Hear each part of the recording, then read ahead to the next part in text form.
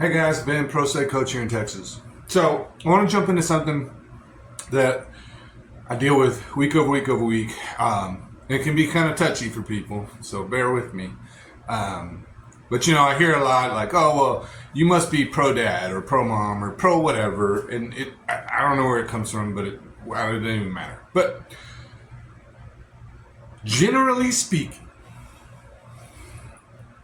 in a relationship in a nuclear family, generally speaking, dad tends to be breadwinner. Dad tends to be at the office a lot. Dad tends to work hours. Dad tends to travel. Okay, that's normal. And I know that can be different in your arrangement. So again, just stay with me, generally speaking. And generally speaking, mom is going to the PTA meeting and doing doctor's appointments and doing mom stuff, right? Okay, so then we break up.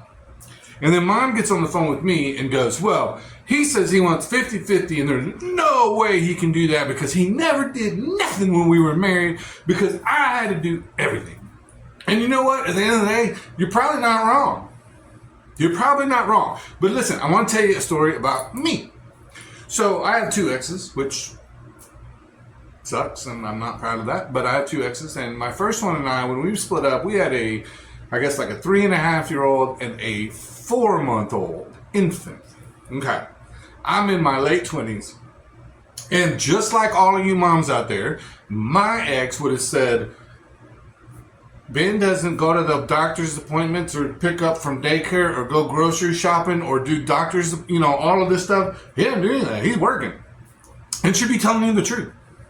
But to her eternal credit, which I give to her, she ultimately agreed to do 50-50 with a 4-month-old. So all of y'all that say, oh, that's too young, 4-month-old. I did it. 7 days on, 7 days off. He slept in a pack and play at the end of my bed because I couldn't afford a crib. He's 6'2" today. All right, stay with me.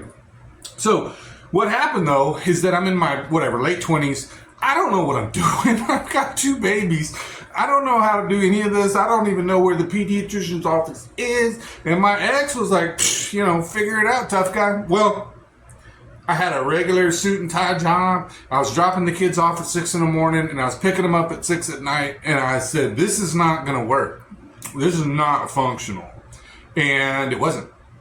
And so to make a long story short, quit the job, just quit and started my own little company. And it is now 19 years later and I'm still doing my own thing. Kids are grown. I never went to court with that ex ever.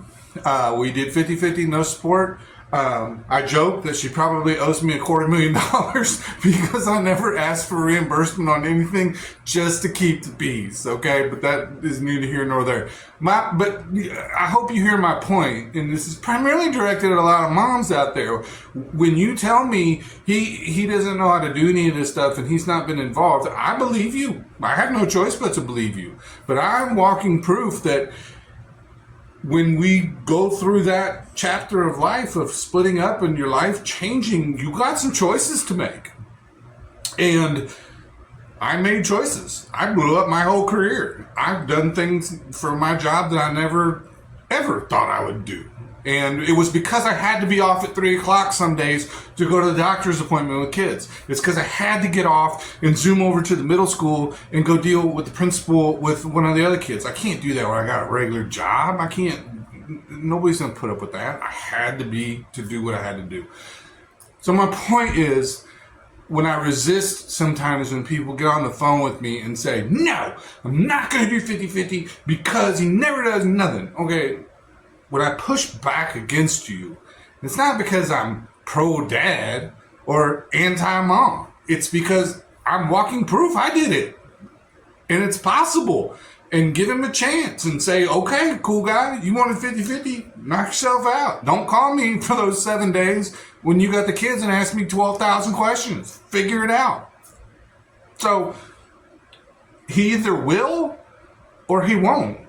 And and then we got other things to deal with. And if he doesn't or won't or can't or refuses to figure it out, he's just going to stop taking the kids as much as he can. I mean, that's just what's going to happen. He's going to say, I can't deal with this crap during the week. I got to work. I work, 15 hours a day. I cannot do this. And there you go. And then we can make some changes. But you will know that you did what you couldn't do. And he will know that he made the choices that he wanted to make. All right, that's it. If you ever want to talk to me, find me at prosacoachtx.com. I'd love to chat. I am pro-parent.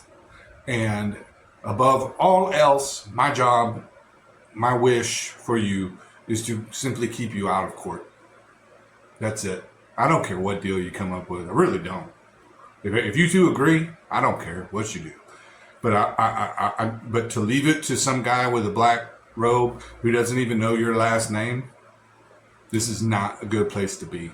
And the only way to do that is to slow down, calm down, think clearly, remove as much of the emotion as you can. That's where I come in. I help you because I become a sounding board of saying, are you sure you want to do that? And are you sure he can't pick up the slack a little bit?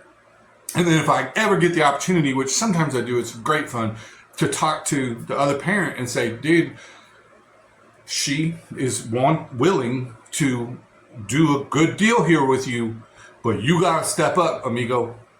So no more 16-hour days. Those days are gone. You need to make some hard choices and proceed accordingly. All right, I'll stop. prosacoachtx.com. I'd love to chat with you. We'll talk next week. Take care.